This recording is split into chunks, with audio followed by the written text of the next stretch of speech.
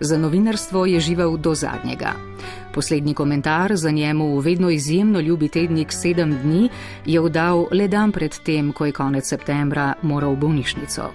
Ni maral leporečja, visoko donečih, a hkrati trpko praznih besed, toda njegov novinarski opus, od reportaž iz najbolj skritih slovenskih krajev do tistih z najbolj vročih svetovnih kriznih žarišč prek nepozabnih intervjujev z malimi ljudmi in svetovnimi voditelji, duhovitih glos, lucidnih političnih analiz do kolumn, je v svoji širini, v pestrosti, spomenik sam zase, predvsem pa so v času krize številnih spraševanj, pogosto tudi pesimizma, vodilo njegova neizmerna novinarska strast, poštenost, pokončnost, odzivnost, borbenost, izjemen refleks za velike in male zgodbe, ki zaokrožajo predanost temeljnim novinarskim zapovedim, profesionalnosti, etiki, resnici.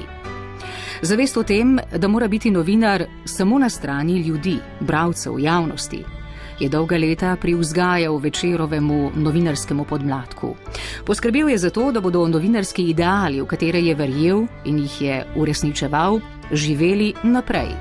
Tudi ta, da se je o političnem in ekonomskem lomastenju po medijih treba odločno upreti spreminjanju novinarskih hiš v copy-paste obrate novinarskega recikliranja. Ni ga več, a njegovo sporočilo ostaja. Gremo naprej, borbeno, brez predaje. Bratstvo resnice se danes spominja Večerove legende, Mirka Lorencija.